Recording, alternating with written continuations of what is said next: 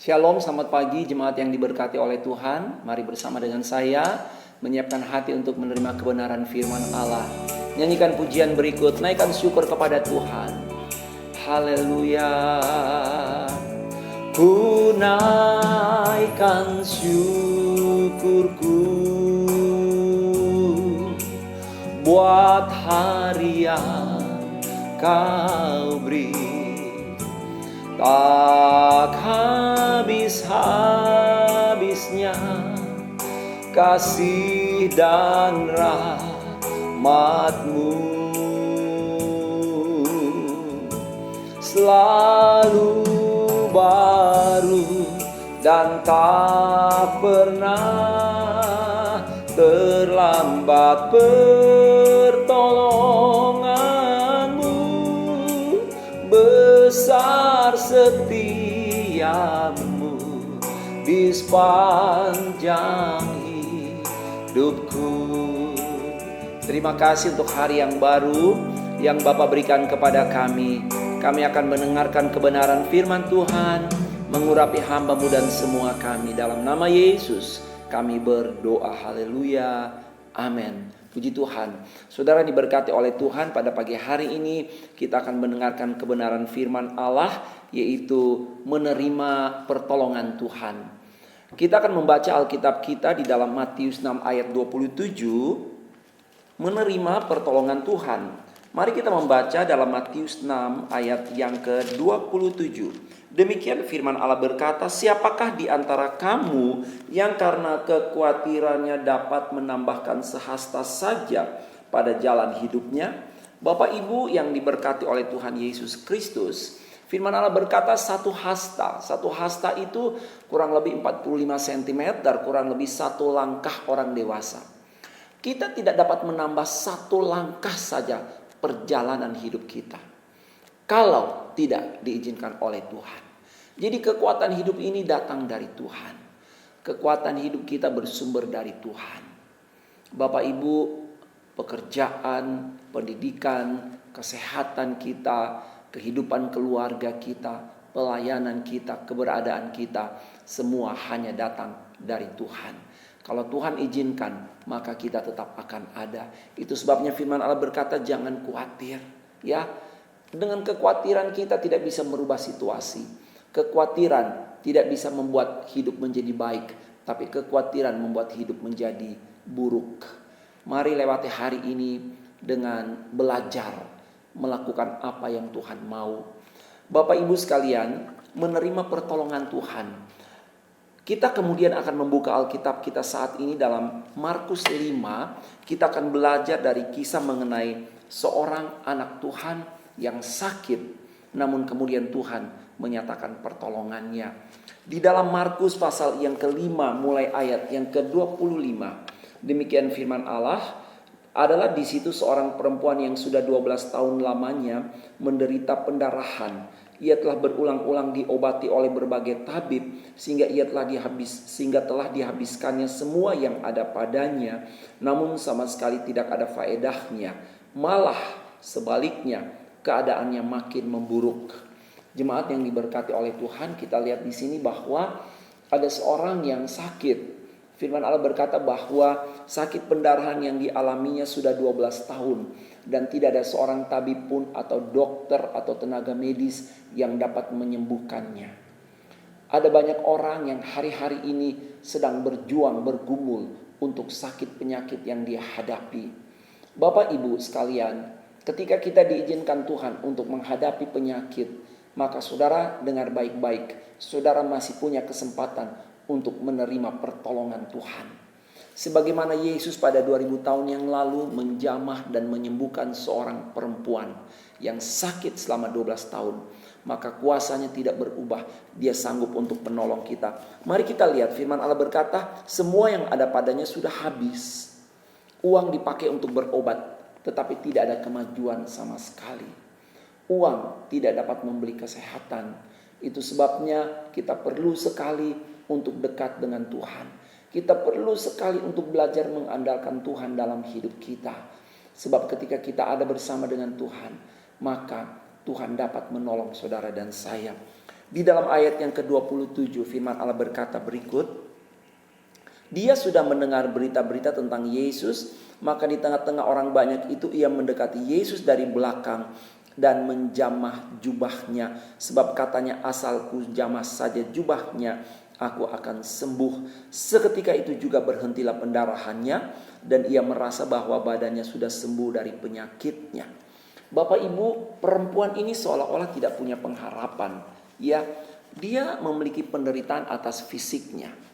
Dan penyakit ini tidak bisa disembuhkan. Justru lewat penyakit inilah semua yang ada pada dia dikuras habis-habisan. Dia kehilangan harta, uang tidak ada lagi. Bapak Ibu, itu sebabnya kalau kita sehat, mari kita bersyukur kepada Tuhan.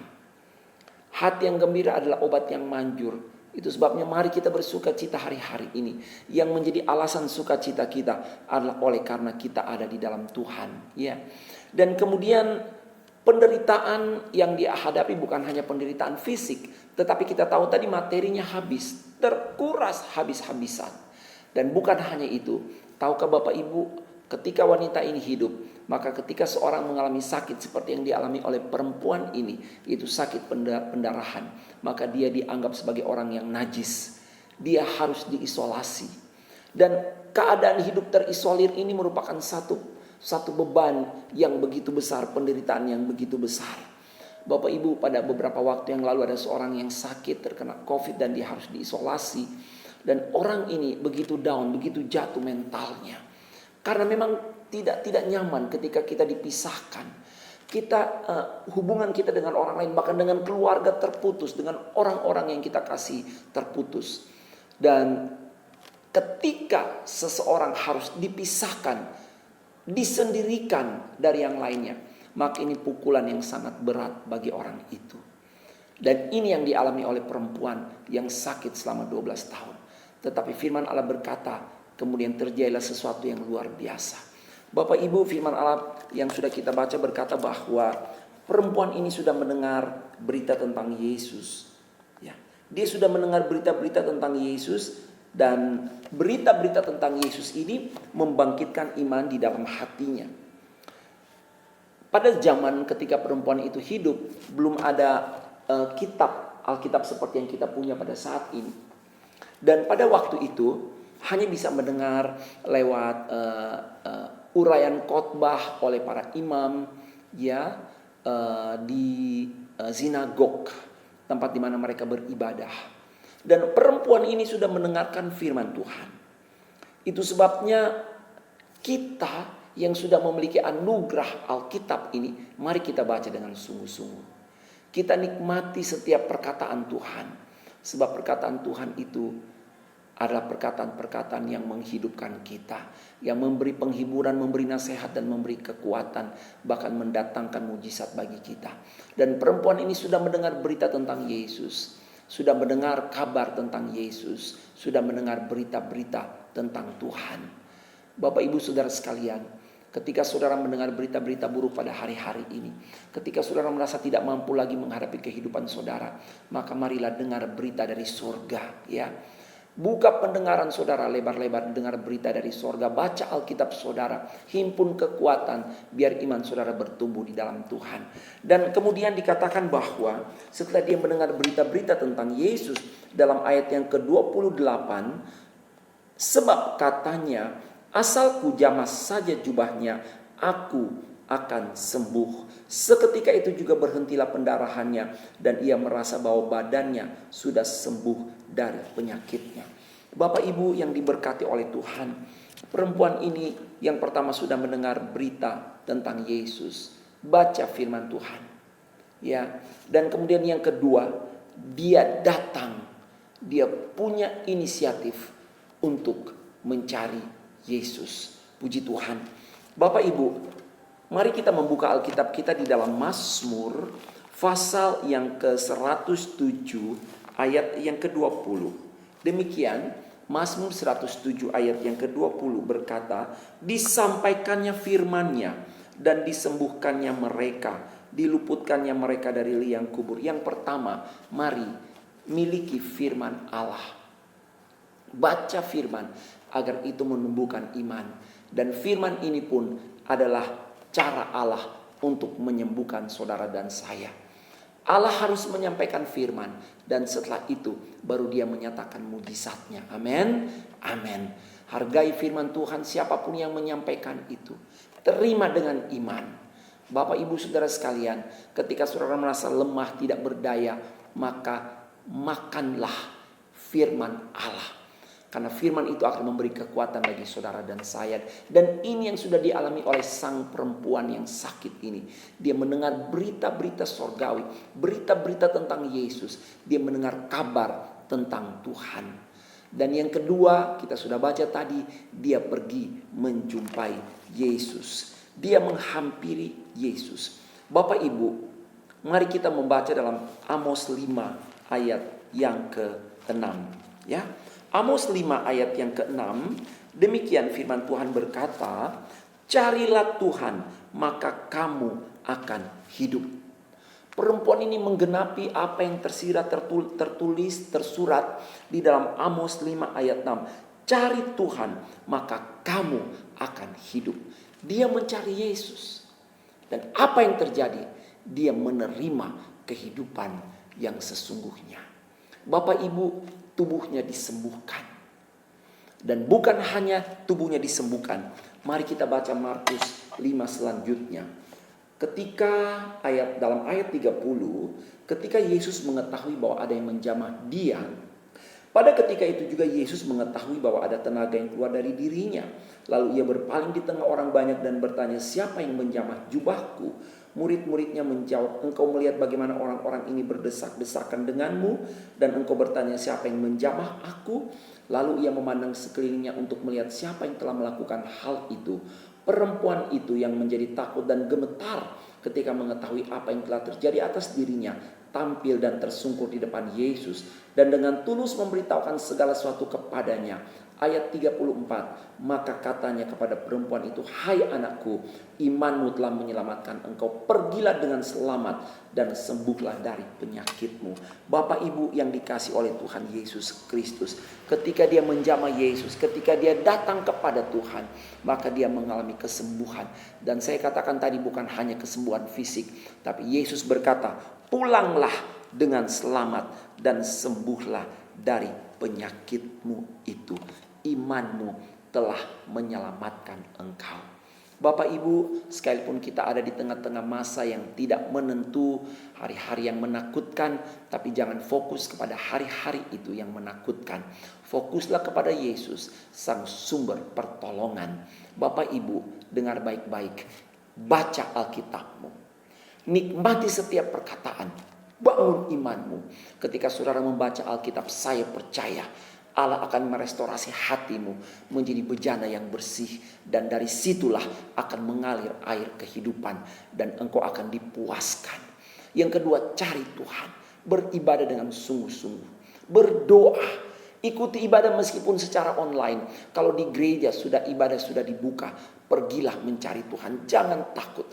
Terobos segala halangan rintangan. Perempuan ini, Bapak Ibu, dia dikelilingi oleh begitu banyak orang yang memisahkan dia dengan Yesus. Tapi segala halangan diterabas oleh dia. Dia menghadapi segala tantangan. Dan ketika dia menjamah Yesus, kesembuhan terjadi. Pagi ini akan ada banyak orang yang menjamah hati Tuhan lewat ibadah yang kita kerjakan pagi ini. Saya tidak memperpanjang kebenaran firman Allah, tapi ingat disampaikannya firman-Nya dan disembuhkannya mereka. Reguk, nikmati, makan dan minum firman Allah. Dan yang kedua, temui Yesus dalam segala situasi, berdoa dan beribadah. Bapak Ibu, ketika engkau menjamah Dia, engkau akan mengalami betapa kasih Tuhan mengalir dalam hidupmu dan memulihkan hidupmu. Pekerjaan rumah tangga, pendidikan, kesehatan, hari esok Tuhan sanggup untuk memberkati. Tidak melihat baik atau buruknya situasi, sebab hidup kita ditentukan oleh Tuhan. Mari kita berdoa. Terima kasih buat kebenaran firman-Mu. tanamkanlah di dalam hati kami ya Tuhan. Hamba berdoa berkati seluruh sidang jemaat yang lemah menerima kekuatan, yang susah menerima penghiburan, yang dalam kekurangan menerima pemeliharaan kecukupan, bahkan yang sakit Tuhan jamah dan beri kesembuhan dalam nama Yesus. Yang takut dibebaskan, roh keberanian dari Allah menjadi bagian mereka. Mereka kuat ketika mereka bertemu dengan perkataan-perkataan-Mu. Maka biarlah firman-Mu merestorasi hidup mereka. Belenggu dosa dipatahkan, kehidupan diubahkan. Bahkan mereka menikmati kekayaan kelimpahan dalam firman Allah. Bahkan ketika mereka mencari Engkau, mereka akan menemukan kehidupan di dalam Engkau. Terima kasih Bapa, terima kasih. Tuhan tolong seluruh sidang jemaat dari yang terkecil sampai yang tertua.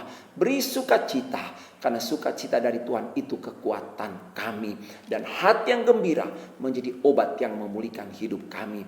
Memberkati gembala sidang yang ada Tuhan.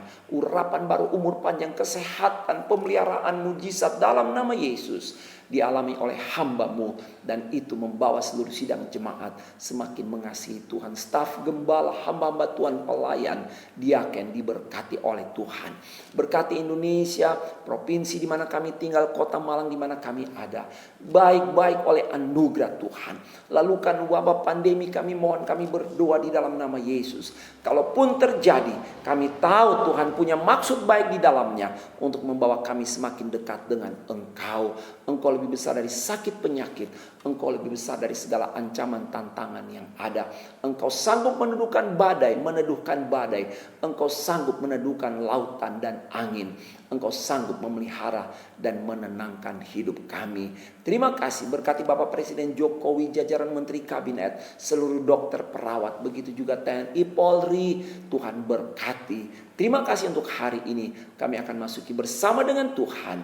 Dan kami menerima berkat di dalam nama Bapa, Anak, dan Roh Kudus. Dalam nama Tuhan Yesus Kristus kami berdoa. Haleluya. Amin. Tuhan memberkati. Shalom.